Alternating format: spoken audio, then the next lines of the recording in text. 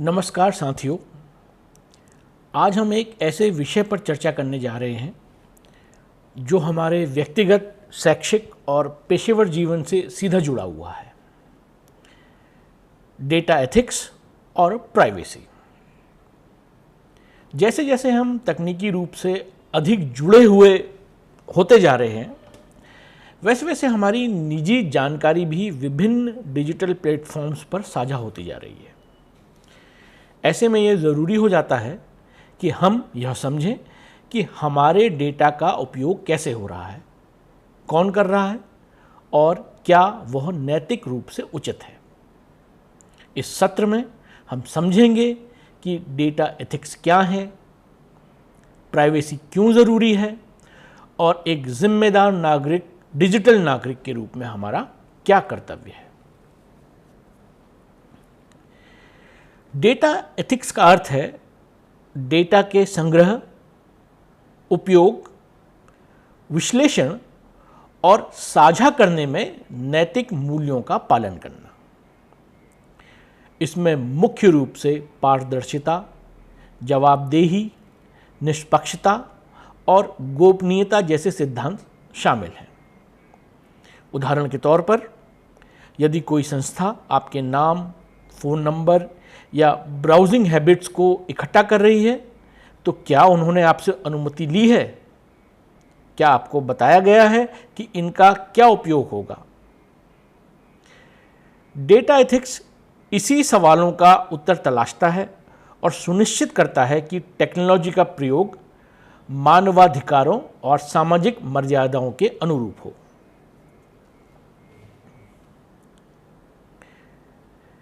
आइए अब जानते हैं डिजिटल युग में प्राइवेसी का अर्थ क्या है। प्राइवेसी यानी निजता का अधिकार। यह व्यक्ति के उस अधिकार को दर्शाता है जिसमें वह यह तय कर सके कि उसकी जानकारी कौन, कब और कैसे इस्तेमाल कर रहा है।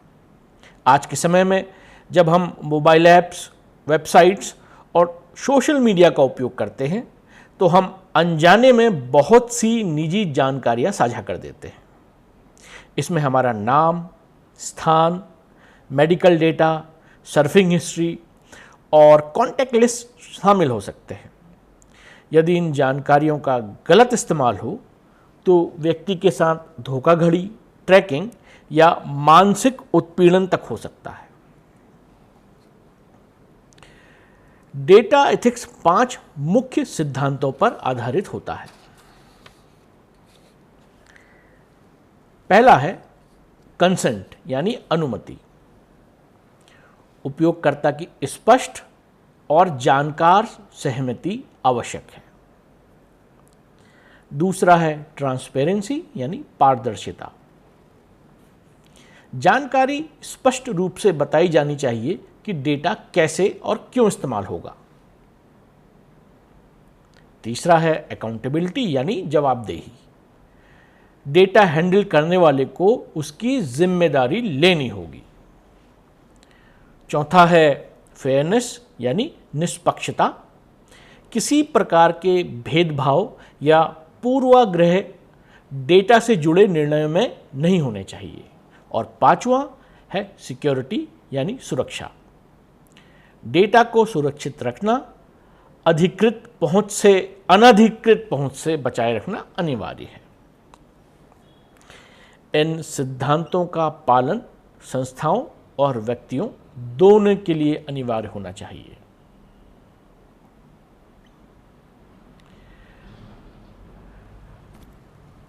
आज हम जो भी डिजिटल गतिविधियां करते हैं, उनसे विभिन्न प्रकार के व्यक्तिगत डेटा उत्पन्न होते हैं। पहला है पर्सनली आइडेंटिफिएबल इंफॉर्मेशन, जिसे हम PII कहते हैं। इसका उदाहरण है नाम, मोबाइल नंबर, आपका एड्रेस। इसके अलावा है सेंसिटिव डेटा, जैसे आपका मेडिकल रिकॉर्ड, बैंकिंग विवरण, बायोमेट्रिक डेटा आदि। इसके अलावा है आपका बिहेवियरल डेटा, जैसे आपकी ब्राउजिंग हिस्ट्री, आपकी लाइक्स, आपकी डिसलाइक्स, ऐप उपयोग की आदतें। इसके अलावा है मेटा डेटा, डेटा से संबंधित डेटा जैसे टाइम स्टैम्प्स, लोकेशन टैग्स आदि। इन सभी का दुरुपयोग व्यक्ति की पहचान चुराने, धोखाधड़ी करने या निगरानी के लिए किया जा सकता है। इसलिए इनकी सुरक्षा और नैतिक उपयोग बहुत आवश्यक है।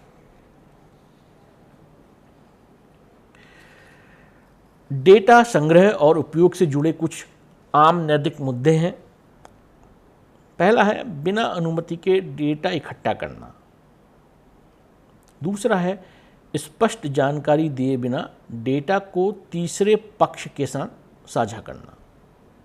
तीसरा है डेटा का उपयोग उस उद्देश्य के लिए करना जो पहले नहीं बताया गया था।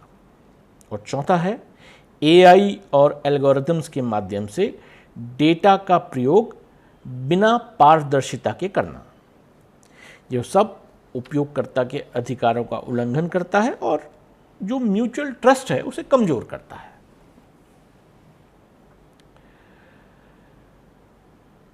आइए हम जानते हैं कुछ प्रमुख मामले जिन्होंने डेटा प्राइवेसी के महत्व को रेखांकित किया। सबसे पहला है कैम्ब्रिज एनालिटिका, जो फेसबुक का एक फेमस केस है। इसमें बिना अनुमति के लाखों यूजर्स का डेटा लेकर पॉलिटिकल प्रोफाइलिंग की गई। इसके अलावा आधार डेटा लीक जो कि इंडिया में हुआ था, करोड़ों नागरिक की संवेदनशील जो जानकारियां हैं वो उजागर हुई। इसके अलावा इक्विफैक्स डेटा ब्रीच जो यूएसए का एक फेमस एग्जाम्पल है, 14 करोड़ से अधिक लोगों की व्यक्तिगत जानकारी लीक हो गई थी।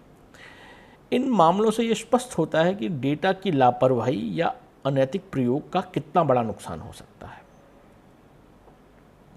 आइए अब जानते हैं डेटा संरक्षण कानून और नियमों के बारे में। विश्व स्तर पर विभिन्न डेटा जो देश हैं वो डेटा सुरक्षा के लिए बहुत कड़े कानून बना रखे हैं। जैसे यूरोप में हम की बात करें, वहाँ पे जीडीपीआर करके एक फ्रेमवर्क है। इसमें उपयोगकर्ता की सहमति, डेटा पोर्टेबिलिटी और भूल जाने का अधिकार जैसी विशेषताएं हैं इसकी। इसके अलावा भारत का है डीपीडीपी एक्ट 2023। इसमें उपयोगकर्ता की सहमति, न्यूनतम डेटा संग्रह और डेटा संप्रभुता पर केंद्रित है। इसके अलावा सीसीपीए जो कि कैलिफोर्निया का है, इसमें उपभोक्ताओं को अपने डेटा पर अधिक नियंत्रण देता है ये फ्रेमवर्क। इन कानूनों का उद्देश्य डेटा अधिकारों की रक्षा करना है और संस्थानों को उत्तरदायी बनाना है। अब बात करते हैं आर्टिफिशियल इंटेलिजेंस में डेटा एथिक्स की। एआई सिस्टमों का निर्माण और प्रशिक्षण बड़े बड़े डेटा सेट्स पर आधारित होता है, जिससे कई नैतिक प्रश्न उत्पन्न होते हैं। क्या एल्गोरिथम पूर्वाग्रह से ग्रसित है? क्या यूजर को पता है कि निर्णय कैसे लिए जा रहे हैं? क्या गोपनीयता और पारदर्शिता सुनिश्चित की गई है? एआई का जिम्मेदार उपयोग तभी संभव है जब उसमें मानवीय मूल्य और नैतिकता सम्मिलित हो।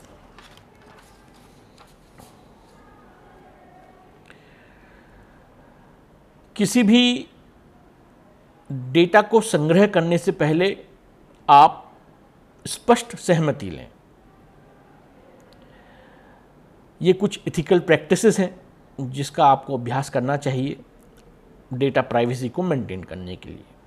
इसके अलावा केवल आवश्यक जानकारी ही एकत्रित करें, जिसे हम डेटा मिनिमाइजेशन कहते हैं। डेटा को सुरक्षित और एन्क्रिप्टेड रूप में रखें। डेटा से जुड़ी नीतियों को सरल और स्पष्ट भाषा में प्रस्तुत करें। इसके अलावा नियमित रूप से गोपनीयता ऑडिट करें और टीम को प्रशिक्षण दें। अब हम जानते हैं व्यक्तियों और संगठनों की इसमें क्या भूमिका है। तो सबसे पहले हम इंडिविजुअल यानी व्यक्तियों की क्या भूमिका है। तो पहला तो है कि मजबूत या स्ट्रॉन्ग पासवर्ड रखें और 2 फैक्टर ऑथेंटिकेशन का उपयोग करें। हर ऐप को अनावश्यक परमिशन ना दें। सोशल मीडिया पर कम से कम निजी जानकारी साझा करें। और ऐसे ही संगठनों या ऑर्गेनाइजेशंस की क्या भूमिका है। डेटा जो आपकी पॉलिसीज़ हैं उसको सार्वजनिक और सरल बनाएं। इसके अलावा डेटा प्रोटेक्शन ऑफिसर नियुक्त करें और नियमित ट्रेनिंग वर्कशॉप्स आयोजित करें।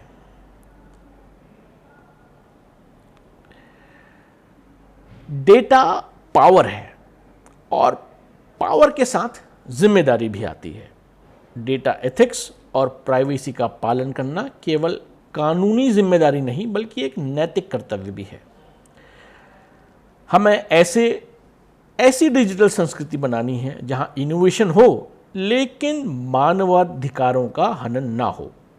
चलते चलते याद रखें, डेटा केवल संख्या नहीं, वह किसी की पहचान है। बहुत बहुत धन्यवाद।